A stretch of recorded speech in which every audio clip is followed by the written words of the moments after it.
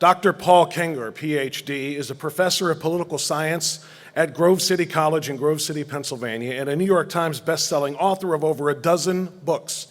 He is a senior director and chief academic fellow at the Institute for Faith and Freedom, former visiting fellow at the Hoover Institution at Stanford University. His articles have appeared in publications from the Washington Post and USA Today to the Wall Street Journal and the New York Times. He is a longtime columnist and senior editor at the American Spectator. Dr. Kengor is an internationally recognized authority on, among many other topics, Ronald Reagan, the Cold War, communism, socialism, and the archenemy of those two ideologies, conservatism. You can learn more about Dr. Kengor's credentials and experience on the speaker page in your programs. For now, please welcome Dr. Paul Kengor.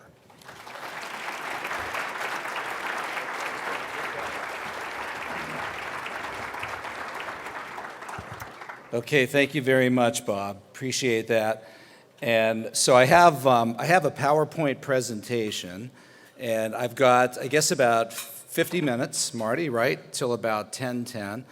And so I'll just jump right into it. And there's a lot of younger people out here as well. This is, you could also call this talk probably what you're not going to learn in college, right? Or what you haven't learned yet up until this point. Unless you go to a college like mine, Grove City College. Hillsdale was mentioned. There's a few safe choices out there, but not that many. And it's interesting. Bob noted that I'm a columnist for the American Spectator. I was at American Spectator yesterday, which is in Washington, D.C. So I drove up from Washington, left about 3, got here probably about 10 o'clock last night, and it's not that bad of a drive, actually, right? Those of you from Cleveland, it's about 6 hours, but traffic slowed me down. But I was talking to Bob Terrell, the editor-in-chief. He goes by R. Emmett Terrell, Jr. That's been his signature line. He founded the American Spectator in 1967. He's still going strong. And I'm writing the history of the American Spectator. He's writing his memoirs. And we're both in the period 1989 to 1991. Which is when the Berlin Wall fell, communism collapsed, we won the Cold War, and we were talking yesterday, we thought we won this. We thought this was over, right? I mean, I didn't think I would ever need to be going around the country giving talks with titles like Why Communism Isn't Cool, right? Why Communism is Bad. But that's where we are. And I've had already today, since I walked in around 8 a.m., at least a half dozen of you, right, who've come up to me and just said, I can't believe this. I mean, why are so many people supporting communism? Why are they supporting socialism? So it's a good question, and that's what I'm going to hit here today. All right, so we'll start here. Why communism isn't cool, it's deadly, and it is indeed just that. Little shameless capitalist plug for some of my books there, all right? But some of the material that you'll hear, my latest book is called The Devil and Karl Marx. That's the one in the middle with that grim figure staring at you, Karl Marx in red. And a lot of the quotes that I'll be using you could find from that book, so you know where some of this material comes from. All right, so in terms of what Karl Marx and Friedrich Engels wanted, the Communist Manifesto was published in 1848. And the goal here was that, so communism had been around up to that point, not that long, but for a few years. And about 40 communists met in a group called the Communist League around 1845, 1846, 1847. Karl Marx was one of them, Friedrich Engels was another, and they said, we need a statement of what we believe. We need basically a programmatic statement of what communists believe. By the way, they initially called it, it's fascinating in the writings of Marx and Engels and their statements, the kind of aping of God, the mocking of God in religion. For these guys who claim to be atheists. They were atheists, but they end up treating communism like a religion. Ronald Reagan called it communism, that religion of theirs. And when they were talking about the Communist Manifesto, Engels wrote to Marx, he said, give a little more attention to our Communist Confession of Faith. They called it a Communist Confession of Faith. Engels said, I think we should drop the catechetical form and call it simply the Manifesto, the Communist Manifesto. So they wrote in there, and for those of, by the way, any of you who are younger, well, all ages, if you want to take pictures of any of these slides, go for it. You might need these when you're in college, all right? You share these with your professor. And I'd be happy, too, if you emailed me to share this presentation with you. So email address is pgkengor@gcc.edu. I could repeat that again later. So the opening words of the Communist Manifesto, a specter is haunting Europe, the specter of communism. And the line continues after that. All the ancient powers of Europe, czars, popes, Metternich, have entered into a holy alliance to exorcise the specter. They didn't mean exercise, E-X-E-R, like run on an elliptical, right? Exorcism, to exorcise this specter of communism. Marx and Engels said the theory of the communists can be summed up in a single sentence. So right here, if you ask, what do communists believe? In one sentence, this is it. Abolition of private property. Abolition of private property. Now, right then and there, I mean, my 9-year-old daughter, Gianna Maria, could tell you, Daddy, they're going to have to kill a lot of people if they want to do that, right? And you'll see how many people died from this. I mean, there's nothing more basic than private property. Judeo-Christian, from the cave to the courthouse, biblical law, natural law, thou shalt not steal. Property it's just a foundation. Property, religion, family, all these things. They go after all of these things. But the entire theory of the communists may be summed up in a single sentence: abolition of private property. I mean, you're going to have to kill people to take away their private property. And I run into young people all the time who say, oh, the Communist Manifesto is a pretty good book if you just read it. Like, no, you haven't read it. You clearly haven't read it. Because if you want to abolish private property, you're going to have a bloodbath on your hands. You're going to need guns, you're going to need gulags, you're going to need secret police. This is going to be a battle. They double down on this. You are horrified at our intending to do away with private property. Then what do they say?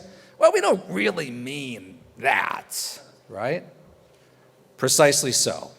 That is exactly what we intend to do. Abolish your private property. Marx acknowledged that his views on property stood contrary to, quote, the social and political order of things. Yep, they do. That's exactly right. No question about that. They got that. They understood it. Wanted to abolish, Dr. Martin Malya of Cal Berkeley. They wanted to abolish private property. They wanted to abolish markets, money, entire states, entire societies.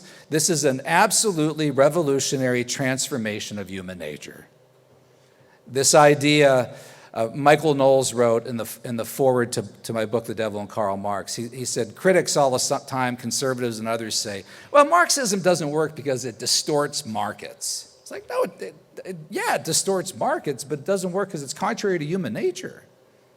I mean, it's evil. You've got to understand that Marx wasn't an economist. This guy was a philosopher. All right. They have a 10-point plan in the Communist Manifesto. I won't go through all of these. I could do 45 minutes on this one slide right here. But there's actually a 10-point plan in the manifesto. I've given just a few excerpts there.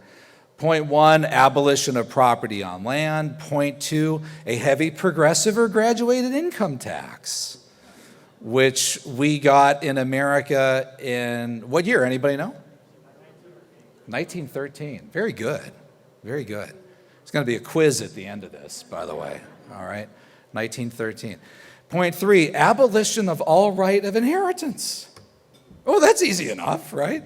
By the way, tell that to the communism supporting millennial at Starbucks, right? That, by the way, you don't get to inherit any of your parents' money, all right? None of it. All going to the federal government, 100%. 100%, point 3. Others here, confiscation, centralization of means of communication. Oh, number 9 is one of my favorites. I love this. Everyone skips over this. Think about this. Think about what this means. Gradual abolition of all the distinction between town and country. Oh, is that all? By a more equitable distribution of the population over the country.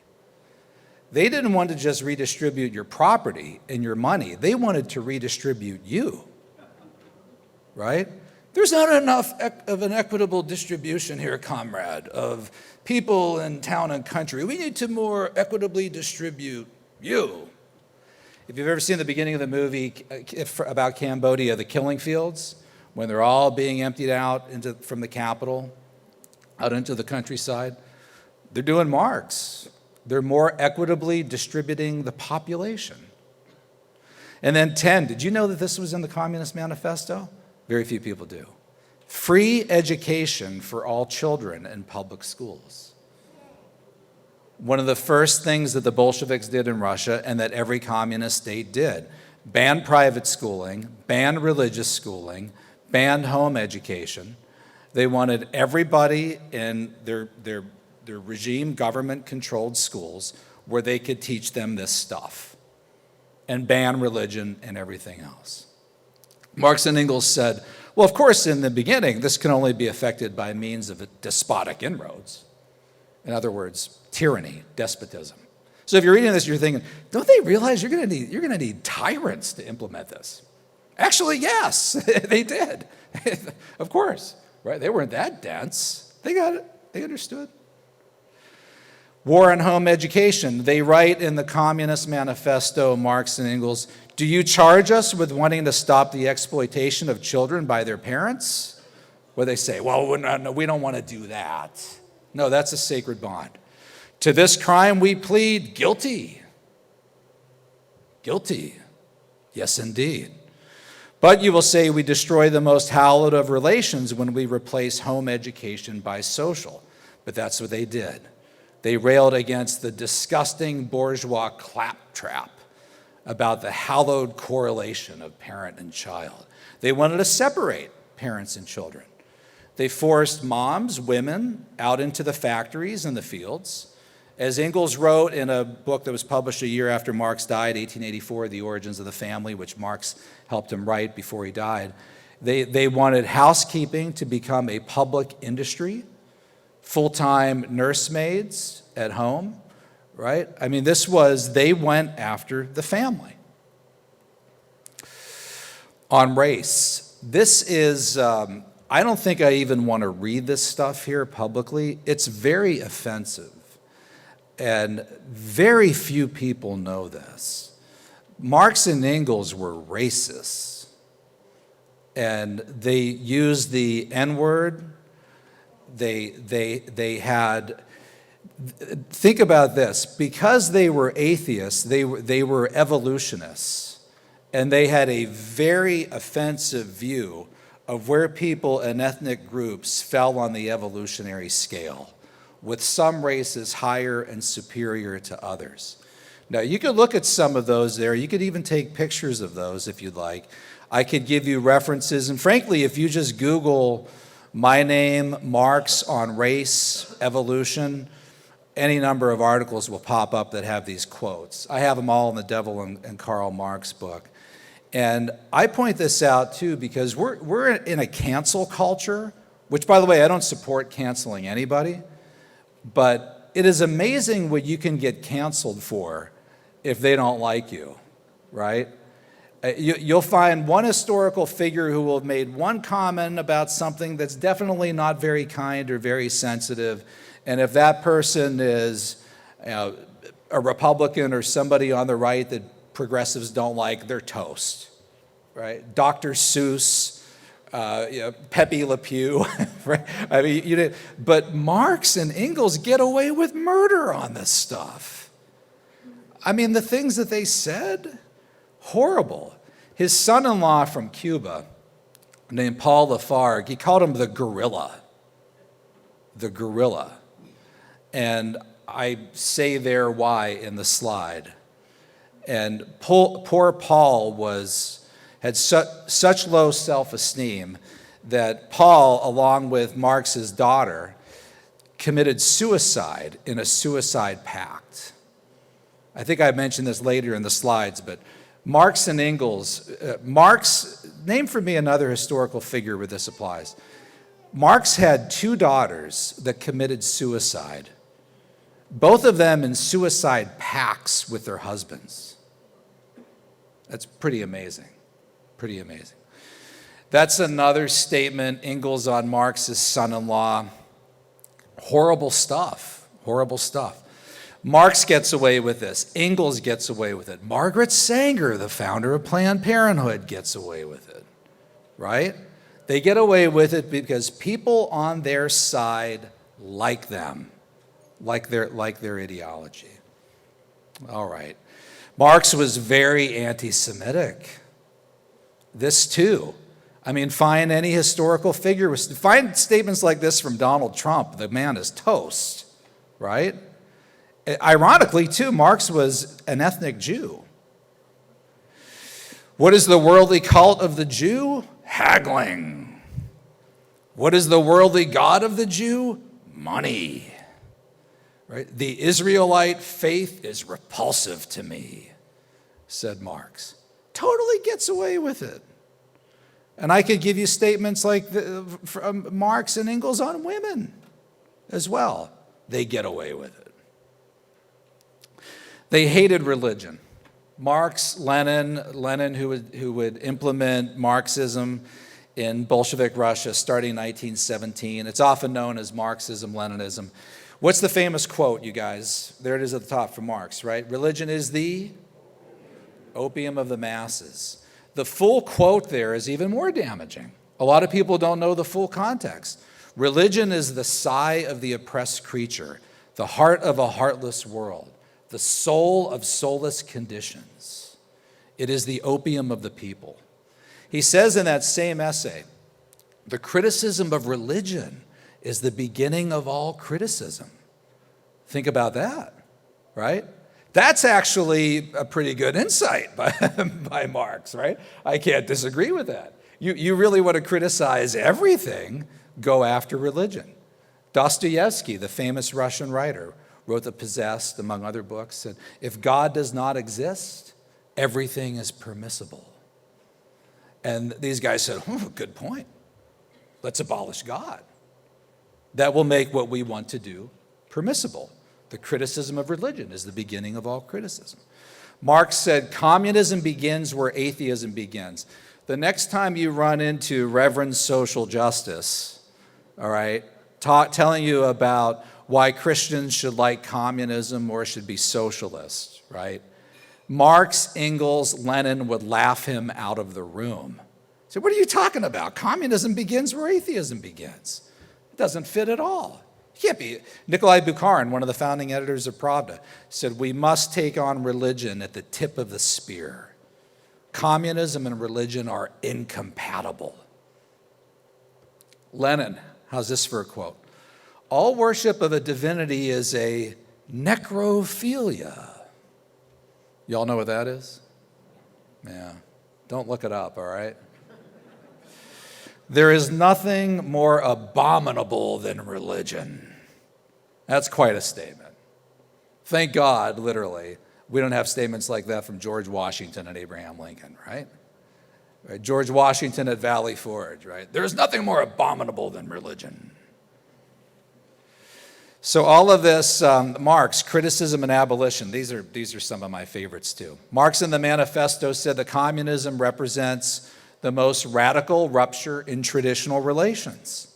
Yes, it does, which is why young people you should be buying into this. Well, it's pretty good. Marxism talks about sharing, spreading the wealth. It also it's the most radical rupture in traditional relations. My favorite statement, communism seeks to, quote, abolish the present state of things. If a student of mine handed in a paper saying, Professor Kengor, I'm going to argue in this 30-page paper for the abolition of the present state of things, right? It's like, you got quite a challenge in front of you there, son, right? Good luck with that.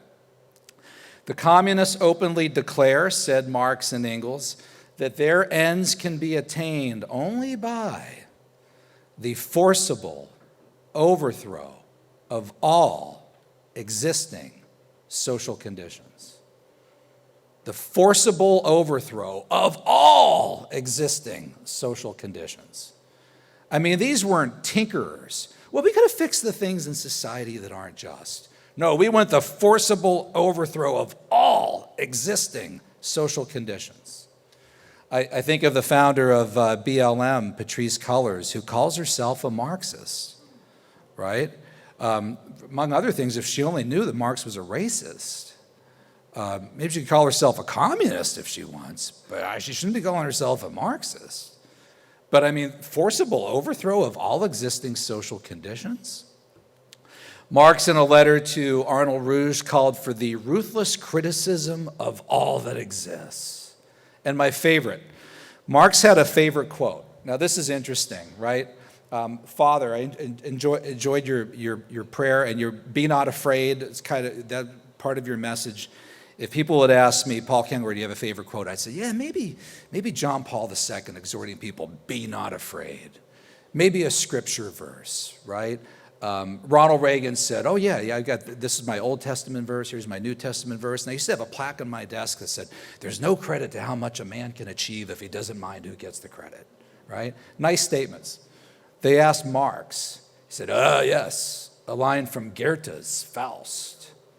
The Mephistopheles character. Who was the Mephistopheles character? The devil, the demon, right? Yes, I have a favorite quote. Everything that exists deserves to perish. Yeah. Everything that exists deserves to perish. This is a dark, destructive worldview. The fact that we have young people supporting this, I'll say this in their defense. They don't know any of this. They don't know it. They haven't been taught it. They haven't been taught this stuff. War on the family, and here we're getting into some stuff that's very close to this convention and what Molly does, and this amazing conference that you folks put on every year. Marx wrote to Engels, "Blessed is he who has no family." Marx was. I could talk for a half an hour about Marx's family life. Maybe I'll hold back on that. But did you know that this line is in the Communist Manifesto? Abolition of the family! Exclamation mark. Even the most radical flare up at this infamous proposal of the communists. So in 1848, he could already say abolition of the family was an infamous proposal of the communists. So Marx doesn't want to just abolish markets and capital and private property, right? But religion, God, all morality, states, society, all that exists, and the family, right? Oh, I think Marxism's a pretty good idea if you just read the Communist Manifesto. Read it. Read it. There's no excuse for this kind of ignorance. This stuff is, go to Marxist.org and get the Communist Manifesto for free. Read it. It's a short book. All right, so the Bolsheviks seized power in Russia in 1917. Who are those three lovely individuals? Stalin, Lenin, and Trotsky, right? Stalin, Lenin, and Trotsky. The killing spree begins right away. 7 million dead from 1918 to 21 in the Russian Civil War. I'll give you some data in a few minutes on how deadly this was. But close to the heart of this conference and Molly's organization, what they did with abortion is unprecedented. There's never been anything like it in history. Lenin immediately argued for the unconditional annulment of all laws against abortion. He wrote that in 1913 in Pravda, 4 years before they even took over. They were hell-bent on legalizing abortion. You can find today, I have a chapter in this in my Politically Incorrect Guide to Communism called Communism is Good for Women. This is what they've been teaching all over the place. New York Times, on and on. My favorite all time is a piece in the New York Times, 2017, 100th anniversary of this. Women had better sex under communism. Yeah. You look it up, you'll find it right away. Yeah, it's just amazing. And I wrote a piece on it for American Spectator, mocking it, ridiculing it. And I got an email from a guy who said, well, actually, I worked at the Berlin Wall in the 1970s, and I could tell you on the other side of the Iron Curtain, at like 5 o'clock, all the lights would go off. There's probably nothing else to do but have sex under communism at that point. Nah, that's not very funny, I guess. All right, but why was communism so good for women? Because they got the right to abortion. What else does a gal need, right? What could be more liberating? And you could find articles, this too, about women in China. Well, they got the right to abortion. Now, never mind they were told you can only have one child, right? A complete restriction on reproductive freedom, but they were very progressive in their legalization of abortion. By the way, you won't hear this. Over half of the world's suicides are in China. 56% of the world's suicides are female and in China. So by 1920, they fully legalized abortion. It got so bad that by 1934, women in Moscow were having 3 abortions for every live birth. We've never been anything like that in America. It got so out of control so fast that Joseph Stalin said, oh, this is ghastly, man. Well, we're not going to have a country left. So in 1936, Stalin banned it. And he was reprimanded by Trotsky. You cannot be a good communist and ban abortion, comrade. But Stalin banned it. It was brought back in 1955 by Nikita Khrushchev. He re-legalized it. And by the late 1960s, yes, this is from a book by Harvard University Press, one can find Soviet women who have had 20 abortions. Now, it wasn't typical, but one could find. This is according to official Soviet statistics. By the 1970s, I cite all this stuff in my book, Takedown, which I think I presented on here about 5 years ago.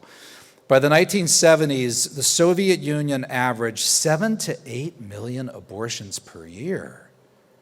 Some of you folks from the pro-life community, our worst year, Roe v. Wade in America was, did we ever have even 2 million a year?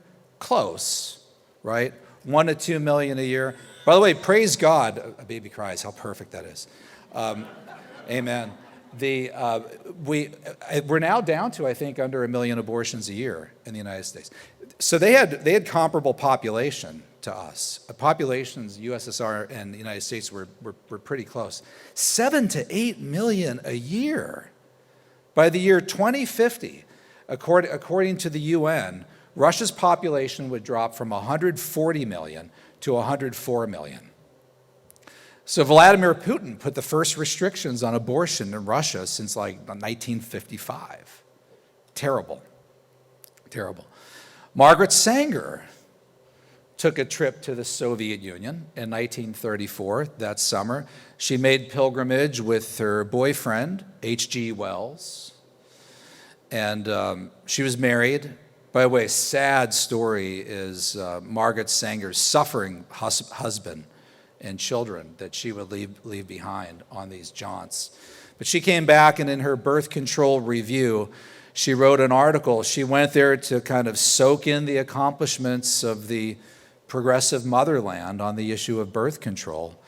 And she raved. She said, the mother and the children are under the protection and care of the government to an extent perhaps never before equaled in history. Now, this is Stalin's Russia.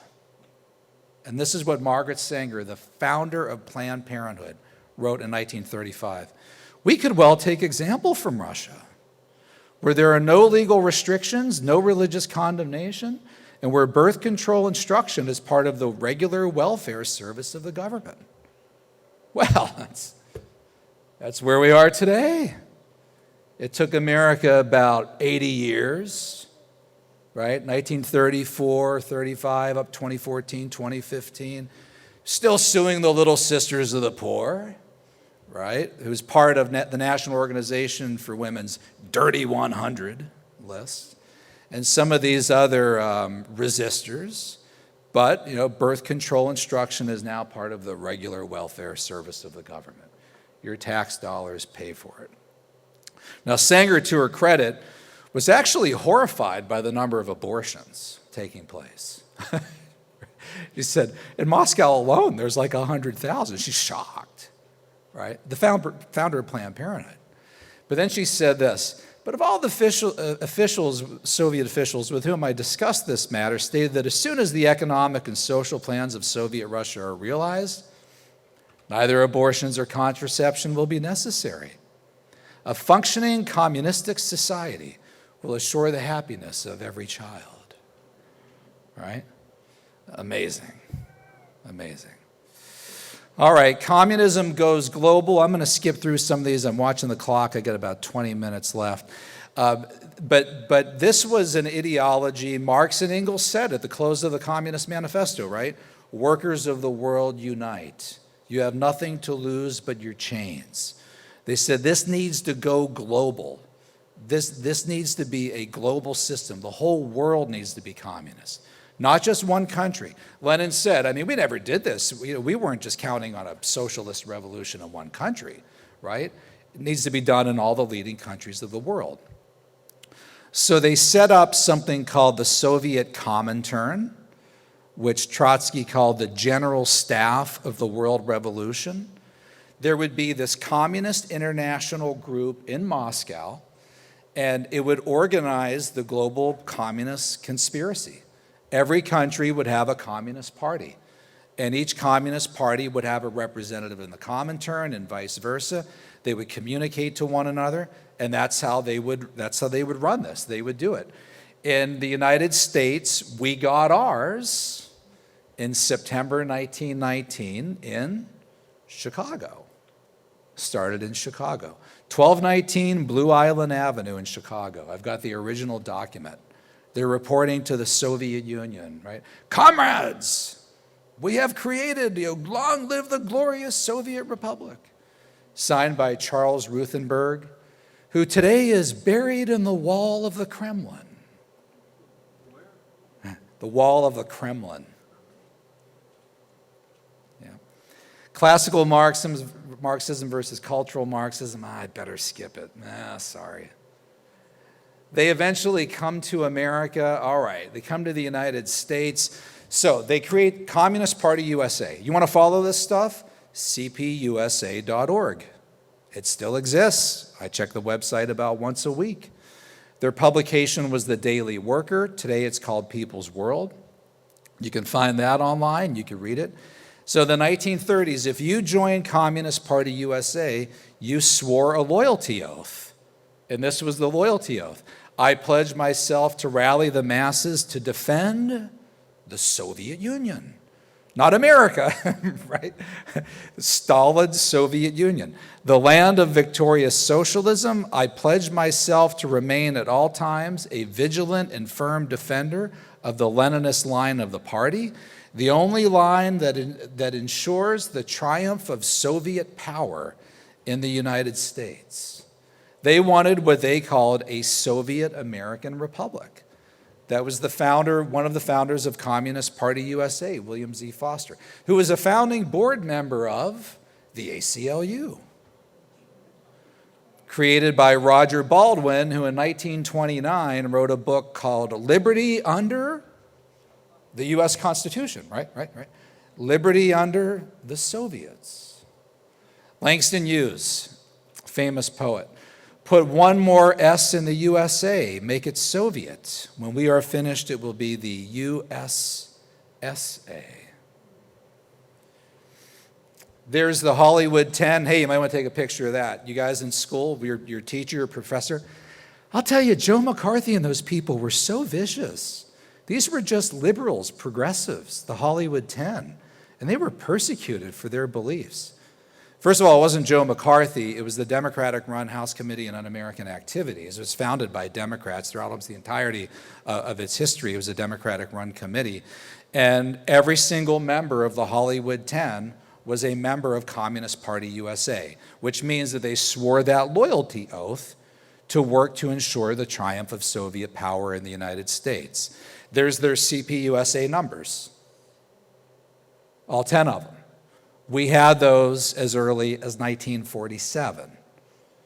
And it's not hidden in FBI documents. When they were called to testify, it was presented right there.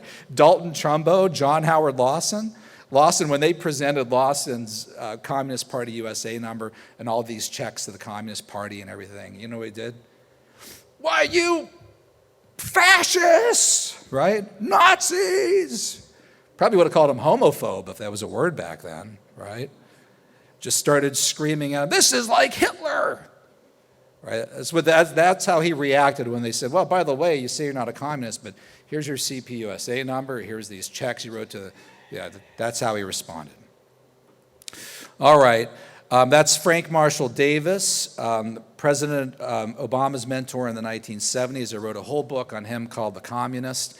His CPUSA number was 47544, and it's interesting, in the FBI, his FBI file, which is 600 pages long, their underground code word for the party when he was in Hawaii was the church.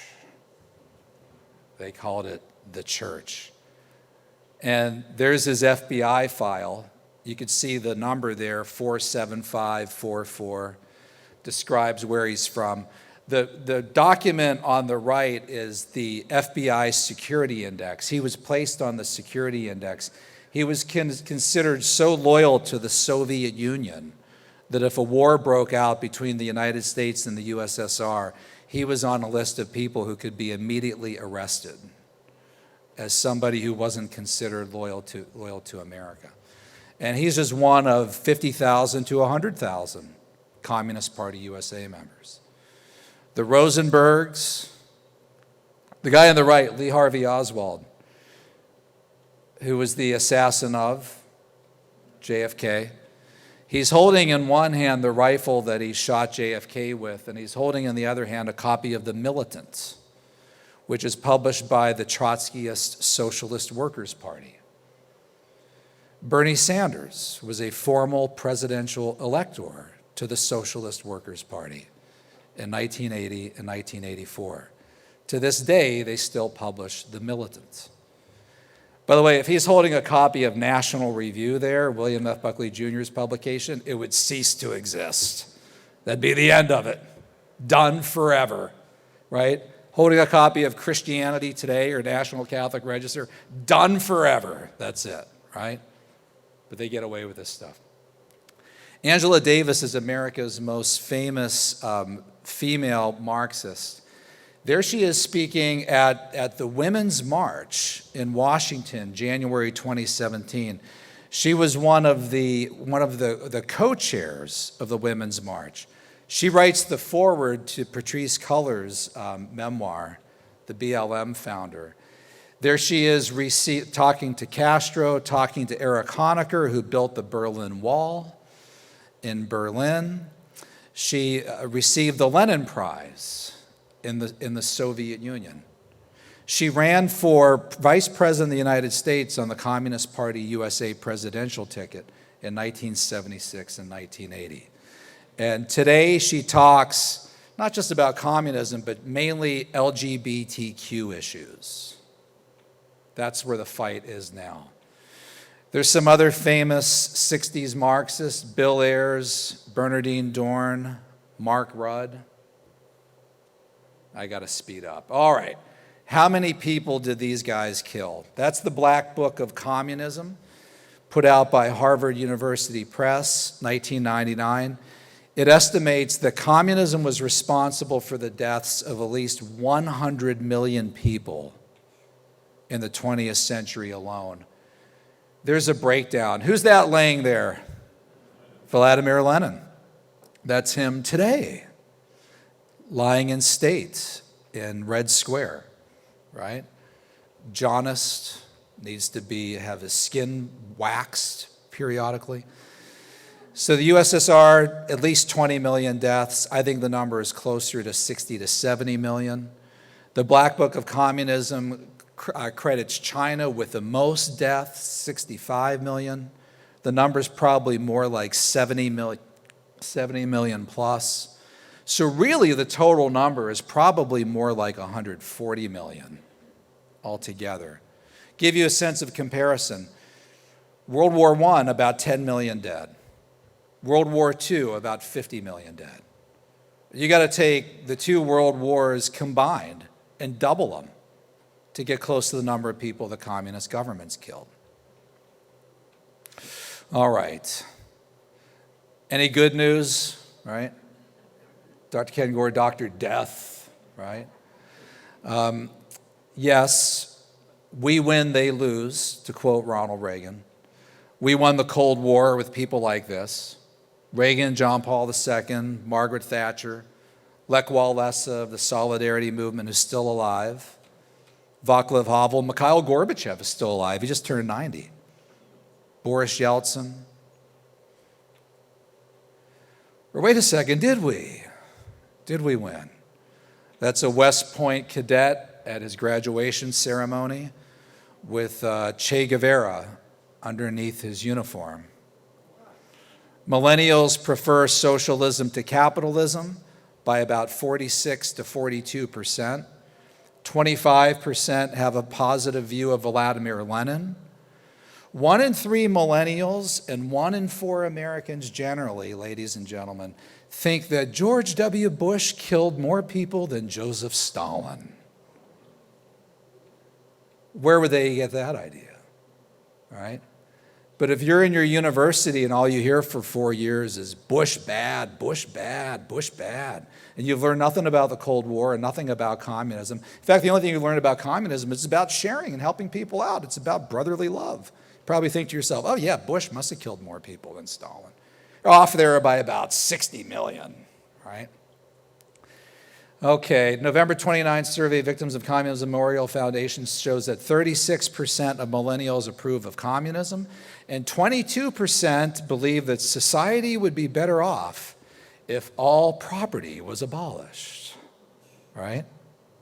To which I say, yeah, right. All right, the solution to this, education, education, education. You have to fight back with wit and courage. Father, be not afraid, right? And those students are wearing t-shirts, Che Guevara t-shirts that say, communism killed over 100 million people and all I got was this lousy t-shirt. That's pretty cool, right? You need to respond like that. And one more thing, be not afraid to stand for the truth. And one more thing, please quit sending your kids and grandkids to these lousy universities. Please. All right? You can't do it. You can't do it. You're paying them a fortune to teach them this stuff. And most important isn't even so much what they do learn, but what they don't learn. And so much of what I've said here today, they would say, I'm sorry, I just never knew any of that stuff. In fact, they'll probably walk away thinking, that can't be true. There's no way. Who could shield that much from us? But they do. So you've got to, don't go to those colleges. Please don't go to those colleges. It's a waste of time and money. All right, I got 7 minutes and 32 seconds. You got some questions for me? We have lots of questions. We have more questions for you than we had for Charlie Kirk. All right, okay, good. All right. But we have to do them now to get out by 10:10. Okay, yeah, no, go for it. No, I'm done speaking. Go ahead and ask me questions. I'm sitting here listening, fascinated like everyone else is, and struggling. I don't want to be rude and interrupt, but so many people have so many phenomenal questions for you. This is a bigger load than we had for the keynote last night. So first of all, Dr. Paul Kengor, please. Great presentation. Thanks. So informative, unbelievable. Appreciate it, thank you. Thank you. I just have a boatload of question cards here for you, and I've been trying to sort them and order them, and I'm not doing very well at it because there's so many good ones. Let me just jump in. The first one I wanted to ask, I may have lost already, but I remember it simply. It said, many people use the words socialism and communism interchangeably, and I would say many use Marxism. The three of them, they're all the same, and they're all similar, but can you differentiate? Yeah, great question. And so did the communists. In fact, the Bolsheviks were originally the Social Democratic Labor Party of Russia, right? And they split in 1903, January 1903. They were meeting in exile, so they met in Brussels and London, and they split into the Bolsheviks and the Mensheviks. But they were the Russian Social Democratic Labor Party. That's what they began as. And in Marxist theory, in Marxist-Leninist theory, history would pass through a dialectical phase, through these dialectical stages, a series of stages, right? History would go from feudalism, slavery, to capitalism, to socialism, to communism. So in Marxist theory, remember USSR, the second S stands for socialist. So in communist, Marxist, Leninist theory, socialism was just the final step, or the step to the final step of becoming communist. That was the goal. Marion Smith of the Victims of Communism Memorial Foundation says when he's asked the difference between socialism and communism, he likes to say, well, as Christians aspire to heaven, socialists aspire to communism. And I like that analogy because it's kind of a new Jerusalem to them, right? A secular utopia. That's indeed what they're striving for. Now, that said, you run into a lot of socialists in America today, and they said, well, I'm a socialist, but I wouldn't be a communist. So they're redefining socialism. But if you look it up, even if you type it into Google right now, Merriam-Webster, it'll pop up. Socialism is common ownership of the means of production, government ownership of the means of production. One more thing, the most popular socialist group in the United States is called the Democratic Socialists of America, the DSA. Who's its most famous member? Poster girl, if you will. AOC, Alexandria Ocasio-Cortez, and Ilhan Omar, Rashida Tlaib. She's the one that said about Donald Trump, we're going to impeach the mother, right? So they're all members of the DSA, which has about 80,000 members. Communist Party USA has about 5,000 members. But the DSA actually has members of Congress. And if you look, this is interesting. They're not really Democrats. They're members of the Democratic Socialists of America. They just ran for office as Democrats. And if you go to the website of the DSA, it calls itself the largest socialist organization in America. I check their websites. I follow their social media all the time. Look up, go to YouTube and look up Democratic Socialists of America Annual Convention. They stand up there at the platform and call themselves comrades. They address themselves as comrades. So in public, before CNN or whoever, if they want to attack Tucker Carlson or somebody, they'll say, we're not communists, we're democratic socialists. But then when they actually meet, they call themselves comrades and communists and all sorts of things. At the very least, they are socialists. And so one thing you should ask all of them is, well, tell me, if you're a socialist, you should believe in common ownership of the means of production. And some people have asked this to Bernie and to AOC. Then tell me, what all would you have the government take over? The banks? Coal companies? Yeah, they would, right? Fracking industry? Yeah, they would do that too. Transportation? Communication? Name them. Which ones? Tell me. It's a fair question to ask for somebody who's running for office who's a socialist. It's pretty amazing. You mentioned the Communist Party USA is only about 5,000 strong. Yeah, Yet they managed to be marching with the banner at almost every BLM and Antifa march It's that amazing. you ever see. They're always there. They're always there. Yeah. By the way, that's because you have the other group is called Revolutionary Communist Party USA, RevCom, and they agitate according to race. So like when Ferguson, Missouri seemed to have cooled off, a former student of mine goes to these rallies as kind of like an insider. And he sent me pictures of all these things. As soon as a lot of these things cool off, they go right in, man, and throw gasoline on the embers.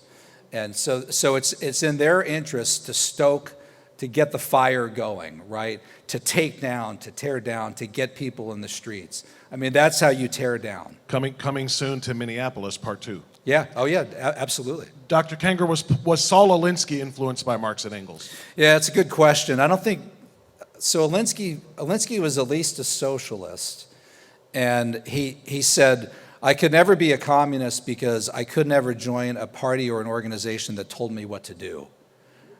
All right, but he said we did, the communists did damn good work or something like that. And any socialist who tells you they didn't work with the communists is a G-damn liar or something like that.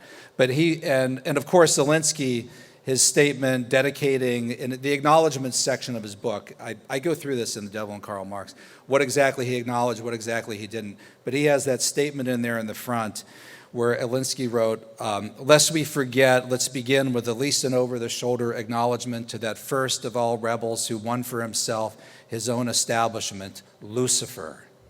Lucifer. And that's very much symptomatic of Marx, Mikhail Bakunin, and a lot of these other individuals who looked up to Satan, even though they said they didn't believe in the supernatural. They liked Satan as this revolutionary figure who for them was like the ultimate anarchist against authority and against God. I have a feeling that contributed to the title of your new book. It did, that's why. Mm-hmm. Dr. Kengor, what are your thoughts on the removal of history departments and classes from universities, and I would add to that, high schools? They're getting rid of the statues, they're literally getting rid of the classes. Yeah, the statues in particular, I mean, the whole statue movement has always bothered me as a historian. And I mean, I knew that when they started going for statues of Confederate generals, and by the way, I don't like the Confederacy at all. I am from Pennsylvania, right? I've never understood that at all. I've always been totally against those guys. But I thought, you know, if you kind of reserve onto yourself the right to form a group and go into a town wherever and put a noose and get a torch and tear down the statue, and no one can stop you. It's only a matter before they're coming for Washington and Jefferson and even Abraham Lincoln. The craziest one of all, Frederick Douglass in Rochester, Frederick Douglass. And then St. Junipero Serra throughout California. I've been to all those missions in California. I don't know if there's a statue of Serra left. You mentioned Minneapolis. A few weeks after the death of George Floyd, they weren't just protesting the police, they were tearing down a statue of Columbus. It's like, well, what does Columbus have to do with this, right? In Missouri, St. Louis. You can go on and on and on and on and on, but there's a giant statue of Lenin in Seattle, right? No one has torn that down yet. So if there's one thing that this sort of statue movement has in common with some of the Marxists, it's this tear down philosophy. We're going to tear it down, we're going to burn it down, we're going to raise the very foundations, and you can picture Marx standing in there amid the flames, right? Everything that exists deserves to perish. Okay, we are very late. We got a late start this morning, so we're a little bit late wrapping with Dr. Kengor. There are a ton of questions. If you would like to hear the answer to all of these questions you have given me, I would strongly advise you to listen to Molly's radio show on 1220 and my radio show on 1420. With Dr. Kengor's permission, we would love to have him on the air to answer all of these. Yeah, next couple weeks. Yeah, phenomenal information, and I love these questions. We will ask them, I promise you. So if you've never listened to Molly nor my show, this is a really good time to start. One more time, please, Dr. Paul Kengor. Thank you so very much. Thank you. Appreciate it. Thanks. Send your kids to Grove City College.